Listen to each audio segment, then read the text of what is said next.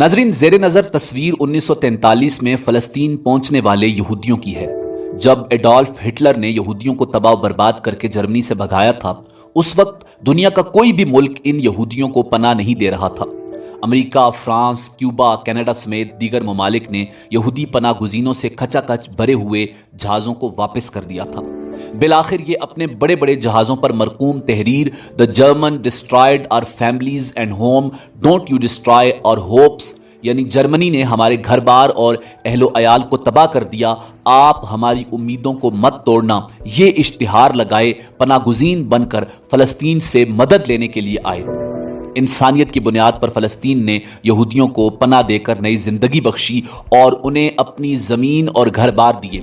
یہی وہ صہیونی احسان فراموش پناہ گزین اسرائیلی یہودی ہیں جو اپنے محسن فلسطینیوں کو مار کر احسان کا بدلہ چکا رہے ہیں۔